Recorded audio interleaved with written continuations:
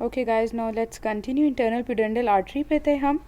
It is a branch of internal iliac artery, जैसे हमने पहले भी पढ़ा था. ठीक है, पास करती है ये पेल्विस से through the greater sciatic foramen और फिर पेरिनियम में एंटर हो जाती है थ्रू लेसर शियाटिक फोरामेन.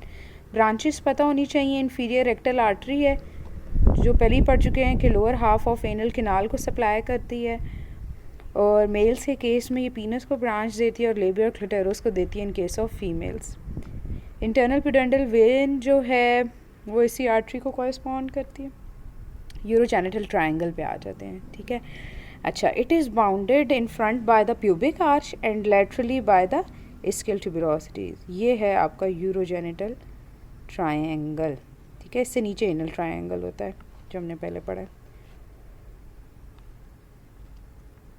अच्छा जी, सुपरफिशियल फेशिया जो है ना, fascia of Camper, it is continuous with, ये देखें, फेशिया ऑफ कैम्पर जो है ना, जो सुपरफिशियल फैटी लेयर है बेसिकली एब्डोमिनल वॉल की, it is continuous with the fat of ischiorectal fossa. ठीक है, और फिर आगे जाके सुपरफिशियल फेशिया ऑफ थाई के साथ कंटिन्यूस हो जाता है. स्क्रॉटम में ना ये रिप्लेस हो जाता है बाय डार्टोस मसल, जो स्मूथ मसल हैं. ये in response to cold contract करते हैं और स्क्रोटल स्किन का सरफेस एरिया रिड्यूस कर देते हैं.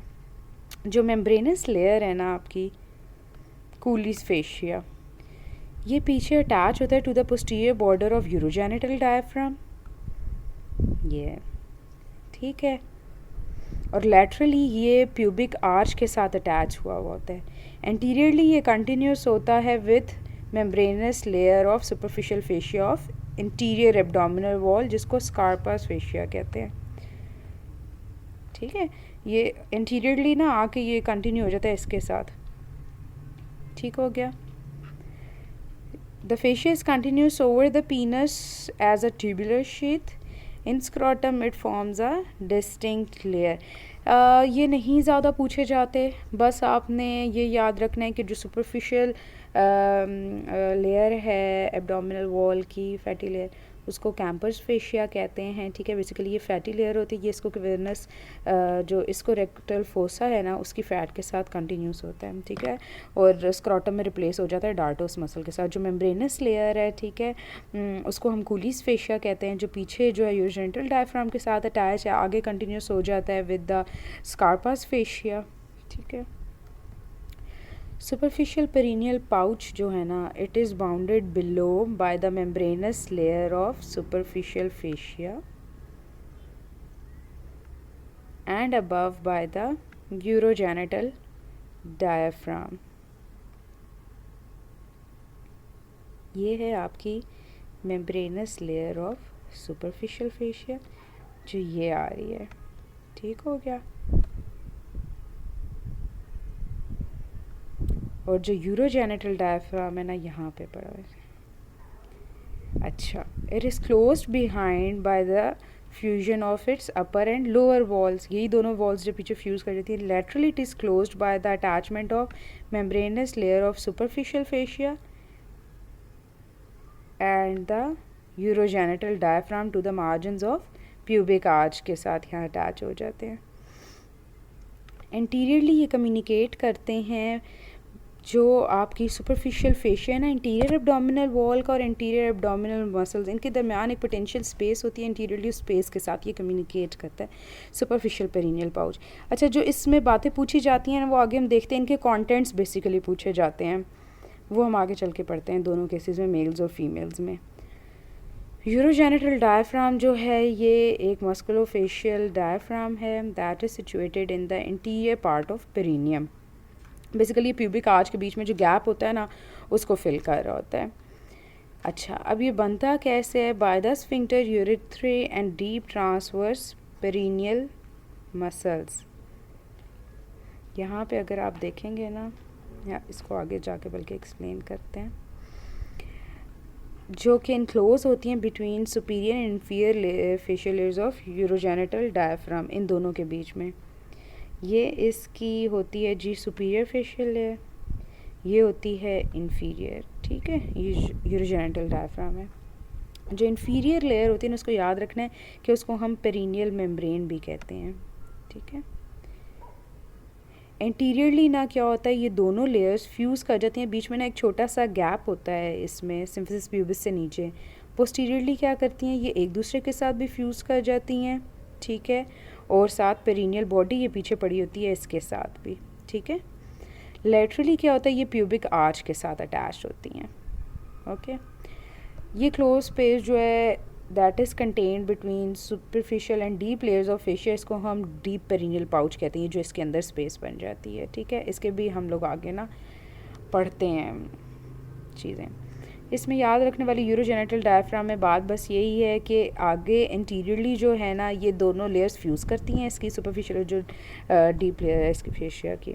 पोस्टीरियरली ये पेरिनियल बॉडी के साथ भी अटैच होती हैं, लैटरली जो है प्यूबिक आर्च के साथ।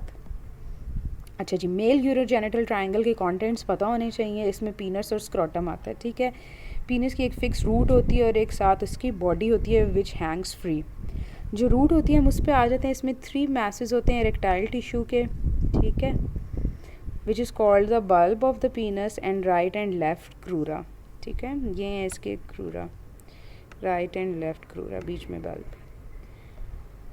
बल्ब जो होता है वो मिड लाइन में सिचुएटेड होता है और ये अटैच होता है to the under surface of urogenital diaphragm. इसके बीच से बेसिकली जो होता है वो यूरिथ्रा पास कर रहा होता है। इसको भी हम आगे देखते हैं। हर क्रस्ट जो है ना, it is attach to the side of the pubic arch, ठीक है। ये दोनों जो होते हैं साइड पे, ये देखें इस लेवल पे प्यूबिक आर्च के साथ अटैच होते हैं और आउटर सरफेस जो होते हैं ना, उस पर ये बल्बोस्पोंजियोसिस मसल होते हैं,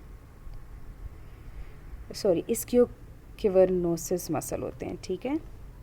रिमेंबर दिस, ये हम क्रस्ट की बात कर रहे हैं।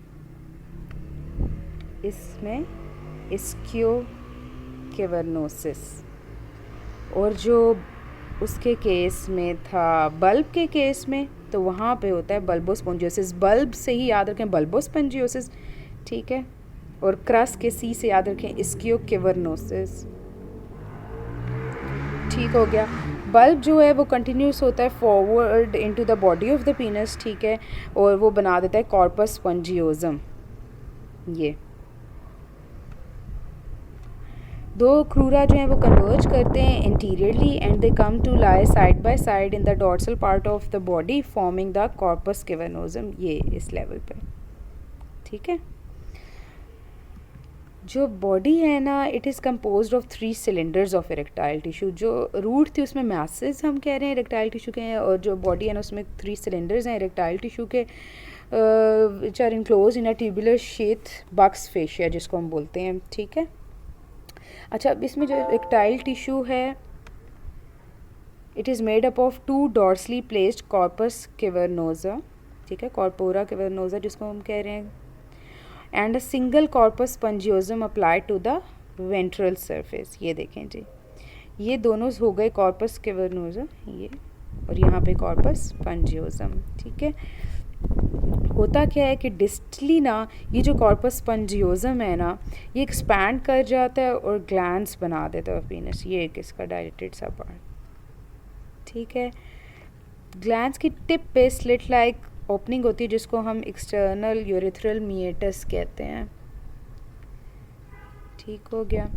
जो प्रप्यूस होती है, बेसिकली जो फोर स्किन है, ये हुड लाइक एक फोल्ड होता है स्किन का जो ग्लैंड्स को कवर कर रहा होता है। प्रप्यूस के बारे में पूछा जाता है एमसीक्यू में, ठीक है। तो ये बेसिकली स्किन का फोल्ड होता है जो ग्लैंड्स को कवर कर रहा होता है, and it is connected to glands just below the urethral orifice by a fold called the frenulum. Frenulum के थ्रू ये उधर ऑरिफिस से अटैच हुआ होता है। बॉडी को जो सपोर्ट मिलती है वो it is by the 2 condensations of deep fascia जो एक्सटेंड करती हैं downward from the linea alba and symphysis pubis to be attach to the fascia of penis. बस इस में और इतनी बात याद रखने वाली बात कोई नहीं है। एक ही प्रीप्यूस का एमसीक्यू यहाँ से आता है। ब्लड सप्लाई जो है कॉर्पोरा कैवर्नोसा की, ये होती है डीप आर्टरीज ऑफ पीनस के थ्रू, ठीक है, और जो कॉर्पस स्पंजियोजम है उसकी by the artery of the bulb होती है। इसके अलावा ना डॉर्सल आर्टरी ऑफ पीनस भी होती है। ये सारी आपने याद रखनी है पीनस को, ये जो सप्लाई कर रही है ना, ये सब इंटरनल पिडोनल आर्टरी की ही ब्रांचेस हैं, ठीक है। तो अगर आपको और कोई ऑप्शन में डेफिनेट ब्रांच का नाम ना मिले